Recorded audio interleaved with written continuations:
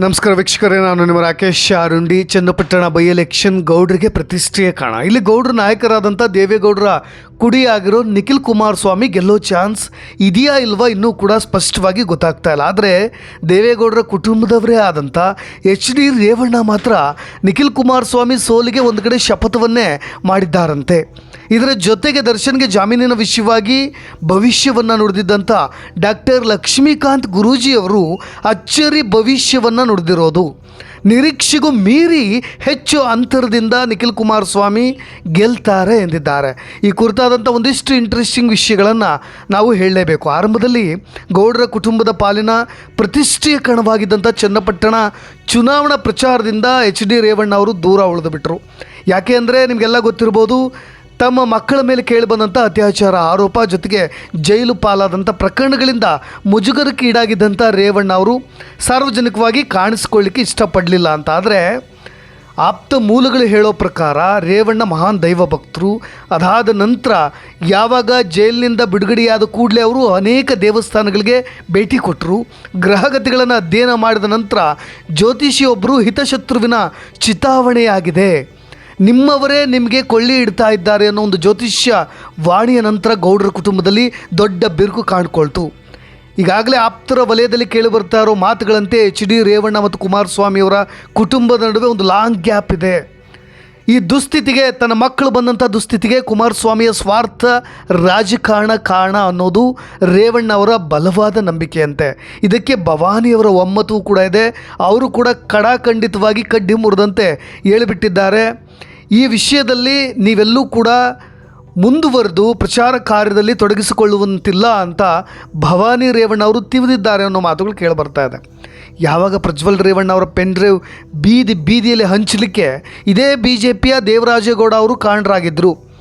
ಆದರೆ ಇದೇ ದೇವರಾಜೇಗೌಡನನ್ನು ಪಕ್ಕದಲ್ಲಿ ನಿಲ್ಲಿಸ್ಕೊಂಡು ಭಾಳ ಆಪ್ತನಂತೆ, ಕ್ಲೋಸೆಸ್ಟ್ ಪರ್ಸನ್ ಅಂತೆ, ತಮ್ಮ ಕುಟುಂಬದ ದೇವೇಗೌಡರ ಕುಟುಂಬದ ಮರ್ಯಾದೆಯನ್ನು ತೆಗಿಲಿಕ್ಕೆ ಕಾರಣವಾಗಿದ್ದಂಥ ದೇವರಾಜೇಗೌಡನನ್ನು ಕೂಡ ಪಕ್ಕದಲ್ಲಿ ನಿಲ್ಲಿಸ್ಕೊಂಡು ನಿಖಿಲ್ ಕುಮಾರಸ್ವಾಮಿ ಚನ್ನಪಟ್ಟಣದಲ್ಲಿ ಪದೇ ಪದೇ ಪ್ರಚಾರ ಮಾಡಿದಂಥ ಫೋಟೋಗಳು ಸಿಕ್ಕಾಪಟ್ಟೆ ಚರ್ಚೆ ಆಗಿಬಿಟ್ವು. ಕೇಂದ್ರ ಮಂತ್ರಿಗಿರಿಗೋಸ್ಕರ BJP ಜೊತೆ ಮೈತ್ರಿ ಮಾಡಿಕೊಂಡು ತನ್ನ ಮಕ್ಕಳನ್ನು ಈ ದುಸ್ಥಿತಿಗೆ ತಂದಂಥ HD ಕುಮಾರಸ್ವಾಮಿಗೆ ಪಾಠ ಕಲಿಸಬೇಕು. ಈ ವಿಷಯದಲ್ಲಿ ನಿಖಿಲ್ ಕುಮಾರಸ್ವಾಮಿಯನ್ನು ಸೋಲಿಸಲಿಕ್ಕೆ ಏನು ಬೇಕೋ ಒಳಸಂಚನ್ನು ಕೂಡ ಇದೇ HD ರೇವಣ್ಣ ಅವರು ಮಾಡಿದ್ದಾರೆ ಎನ್ನಲಾಗ್ತಾಯಿದೆ. ಒಟ್ಟಾರೆಯಾಗಿ ತಮಗೆ ಈ ಸ್ಥಿತಿ ತಂದಂಥ, ಜೊತೆಗೆ BJPಯವರ ಕೈ ಹಿಡಿದಂಥ ಹುಮ್ಮಸ್ಸಿನಿಂದ ಓಡಾಡ್ತಾ ಇರೋ ರೇವಣ್ಣನ ಸದ್ಯದ ಸಿಟ್ಟಿನ ಅಸಲಿ ಕಾರಣ ಅದೇ ಅನ್ನೋದು ಈಗ ಸದ್ಯ ಗೊತ್ತಾಗ್ತಾ ಇದೆ. ಹಾಗಾಗಿಯೇ ಮಕ್ಕಳ ಭವಿಷ್ಯವನ್ನು ಬಲಿ ಕೊಟ್ಟು ತನ್ನ ಮಗನ ಭವಿಷ್ಯವನ್ನು ಸರಿ ಮಾಡಲಿಕ್ಕೆ ಮುಂದುವರೆದಿರ್ತಕ್ಕಂಥ ಕುಮಾರಸ್ವಾಮಿಯವರಿಗೆ ಯಾವುದೇ ಕಾರಣಕ್ಕೂ ನಾನು ಈ ವಿಷಯದಲ್ಲಿ ಒಪ್ಪಂದಕ್ಕೆ ಹೋಗೋದೇ ಇಲ್ಲ, ಶತಾಯಗತಾಯಿ ಹೇಗಾದರೂ ಮಾಡಿ ನಿಖಿಲ್ ಕುಮಾರಸ್ವಾಮಿಯನ್ನು ಸೋಲಿಸಲಿಕ್ಕೆ ನಿರ್ಧಾರ ಮಾಡಿದ್ದೀನಿ ಅನ್ನೋ ಒಂದು ಲೇಟೆಸ್ಟ್ ಸುದ್ದಿ ಕೂಡ ಈಗ ಚನ್ನಪಟ್ಟಣದಲ್ಲಿ ಹರಿದಾಡ್ತಾ ಇರೋದು. ಇದರ ಜೊತೆಗೆ ಸ್ನೇಹಿತರೆ, ಇನ್ನೊಂದಿಷ್ಟು ವಿಷಯಗಳನ್ನು ಹೇಳಲೇಬೇಕು. ಯಾಕೆಂದರೆ ನಾನು ಆರಂಭದಲ್ಲಿ ಹೇಳಿದೆ, ಇಡೀ ರಾಜ್ಯದ ಗಮನವನ್ನು ಸೆಳೆದಿರೋದು 50-50 ಒಂದು ಕಡೆ ಹೇಳ್ತಾರೆ, 70-30 ಆಗುತ್ತೆ ನಿಖಿಲ್ ಕುಮಾರಸ್ವಾಮಿ ಗೆಲ್ತಾರೆ ಅಂತ. ಆದರೆ ಒಂದಿಷ್ಟು ಈ ಗುರೂಜಿಗಳು ಅವರಿವರ ಮಾತುಗಳನ್ನು ಅಷ್ಟು ಸೀರಿಯಸ್ ತೆಗೆದುಕೊಳ್ಳದೇ ಇದ್ದರು. ಚನ್ನಪಟ್ಟಣ ಉಪಚುನಾವಣೆಯ ಫಲಿತಾಂಶ ಹಾಗೂ ನಿಖಿಲ್ ಕುಮಾರಸ್ವಾಮಿ ಅವರ ರಾಜಕೀಯ ಭವಿಷ್ಯದ ಬಗ್ಗೆ ಲಕ್ಷ್ಮೀಕಾಂತ್ ಆಚಾರ್ಯ ಅವರು ಸ್ಫೋಟಕ ಭವಿಷ್ಯವನ್ನು ನುಡಿದಿರೋದು. 2016ರಲ್ಲಿ ದೇವೇಗೌಡರು ಮಾಡಿಸಿದ್ದ ಚಂಡಿಕಾ ಯಾಗದ ಫಲ ಇದು ಅಂತ ಹೇಳಿ ಅವರು ಹೇಳಿರೋದು. ಜೊತೆಗೆ ಚುನಾವಣೆಯಲ್ಲಿ ನಿರೀಕ್ಷೆಗೂ ಮೀರಿ ನಿಖಿಲ್ ಕುಮಾರಸ್ವಾಮಿ ಅವರು ಗೆಲ್ತಾರೆ ಅನ್ನಲಾಗ್ತದೆ. ಈಗಾಗಲೇ ಕ್ಷೇತ್ರದಲ್ಲಿ ಬಹಳಷ್ಟು ಸದ್ದು ಮಾಡ್ತಾ ಇರೋದು ನಿಖಿಲ್ ಕುಮಾರಸ್ವಾಮಿ ಅವರು ಗೆಲ್ತಾರೆ ಅಂತ. ಅದೆಲ್ಲದಕ್ಕೂ ಕೂಡ ಈಗ ಜ್ಯೋತಿಷ್ಯದ ಫಲಾಫಲಗಳು ಕೂಡ ಕೆಲಸ ಮಾಡ್ತಾ ಇದ್ದಾವೆ. ಈ ಕುರಿತಾಗಿ ತುಮಕೂರಿನಲ್ಲಿ ಡಾಕ್ಟರ್ ಲಕ್ಷ್ಮೀಕಾಂತ್ ಆಚಾರ್ಯ ಗುರೂಜಿಯವರು ಉಪಚುನಾವಣೆಯ ಈ ಬೈ ಎಲೆಕ್ಷನ್ನ ಫಲಿತಾಂಶವನ್ನು ನುಡಿದಿದ್ದಾರೆ. ನಿಖಿಲ್ ಕುಮಾರಸ್ವಾಮಿಗೆ ಒಂದು ಕಡೆ ರಾಜಯೋಗ ಶುರುವಾಗ್ಬಿಟ್ಟಿದೆಯಂತೆ. ಅದು ನೀವೆಲ್ಲರೂ ಕೂಡ ಅಂದ್ಕೊಂಡ ಹಾಗೆ ಊಹೆಗೂ ಮೀರಿ, ನಿರೀಕ್ಷೆಗೂ ಮೀರಿ ಗೆಲ್ತಾರೆ ಅನ್ನಲಾಗ್ತಾ ಇದೆ. 2016ರಲ್ಲಿ ಇದೇ ದೇವೇಗೌಡರ ಕುಟುಂಬದವರು ಚಂಡಿಕಾ ಯಾಗ ಮಾಡಿಸಿದ್ರು. ಅದರ ಫಲ 2024ರಲ್ಲಿ ಲಭಿಸಿದೆ. ಅದು ಕೂಡ ಚನ್ನಪಟ್ಟಣ ಬೈ ಎಲೆಕ್ಷನ್ ಮುಖಾಂತರ. ತುಮಕೂರು ತಾಲೂಕಿನ ಚಿನಗ ಗ್ರಾಮದಲ್ಲಿರ್ತಕ್ಕಂಥ ಮೂಕಾಂಬಿಕಾ ದೇವಿ ಅಮ್ಮನವರ ಸನ್ನಿಧಿಯಲ್ಲಿ ದೇವೇಗೌಡರು ಚಂಡಿಕಾ ಯಾಗ ಮಾಡಿಸಿದ್ರಂತೆ. ನಿಖಿಲ್ ಕುಮಾರಸ್ವಾಮಿಯವರ ಭವಿಷ್ಯದ ಬಗ್ಗೆ, ಜೊತೆಗೆ ಮೂಕಾಂಬಿಕಾ ದೇವಿಯು 2023 ನಂತರ ನಿಖಿಲ್ ಕುಮಾರಸ್ವಾಮಿಗೆ ಒಂದು ಯೋಗ ಶುರುವಾಗುತ್ತೆ, ಅದು ರಾಜಯೋಗ. ಅದಾದ ನಂತರ ಅವ್ರು ಗೆಲ್ತಾರೆ ಅಂತ ಕೂಡ ಗುರೂಜಿಯವರು ಹೇಳಿದ್ರಂತೆ.